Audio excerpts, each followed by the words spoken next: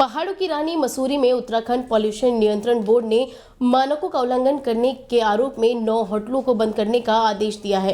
इन होटलों के बिजली और पानी के कनेक्शन भी काटने की कार्रवाई की गई है। कहा जा रहा है कि इन होटलों के संचालन के लिए बोर्ड से अनुमति ली गई थी। पॉल्यूशन बोर्ड की कार्रवाई में मसूरी के होटल संचालकों में हड़कंप मच गया है। बताया जा रहा है कि 282 होटल में से 9 होटल बिना पॉल्यूशन बोर्ड की अनुमति के संचालन किए जा रहे थे।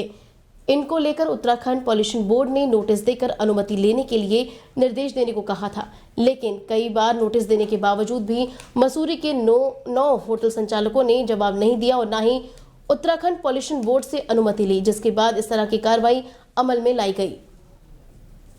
एक माननीय एनजीटी में कोर्ट केस चल रहा है कार्तिक शर्मा बनाम यूनियन ऑफ इंडिया, जिसमें केस था कि मसूरी के होटल बिना परमिशन के चल रहे हैं। तो उसमें जब सर्वे हुआ था तो ये 9 होटल ऐसे पाए गए थे जिन्होंने परमिशन नहीं ली थी। तो उसके बाद इनको शोकॉज नोटिस दिए गए थे, उसके बाद भी इन्होंने परमिशन नहीं ली। फिर इनके लिए क्लोजर इशू हो गया था, तो अभी इन्होंने क्लोजर की कंप्लायंस करके सबमिट नहीं किया कुछ। तो उसके बाद क्लोजर ऑर्डर की कंप्लायंस में आज इनकी सीलिंग की कार्रवाई की जाए। उत्तराखंड की प्रतिष्ठित 4 धाम यात्रा की मुख्य यात्रा बद्रीनाथ धाम की यात्रा की शुरुआत का ऐलान हो गया है। इस साल 12 मई से बद्रीनाथ धाम की यात्रा शुरू हो जाएगी। 4 धाम की यात्रा की शुरुआत अक्षय तृतीया से शुरू होती है। इस साल अक्षय तृतीया 10 मई को है। इस वजह से गंगोत्री धाम और यमुनोत्री धाम के कपाट 10 मई को खुल जाएंगे। गंगोत्री और यमुनोत्री धाम के कपाट खुलने के बाद केदार धाम और बद्रीनाथ धाम के कपाट खुलने की प्रक्रिया शुरू हो जाएगी।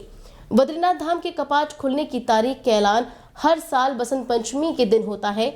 बद्रीनाथ धाम के कपाट खुलने की तिथि नरेंद्र नगर स्थित राज दरबार में बसंत पंचमी के शुभ अवसर पर तय की गई।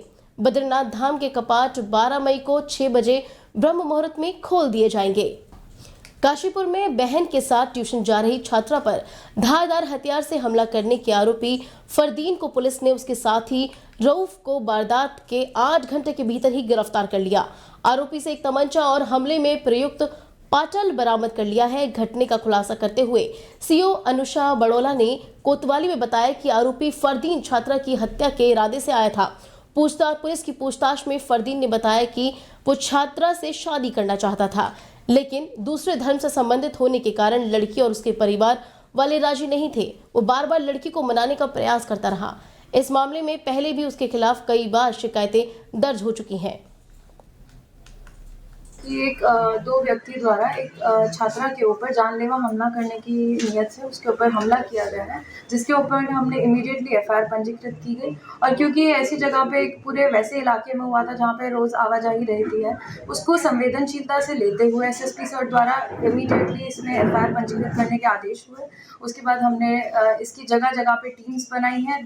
इसके घर में मुरादाबाद में इसके हर रिलेटिव के यहाँ दबिश दी गई और कम से कम सिर्फ 8 घंटे में मात्र इनकी गिरफ्तारी की गई है।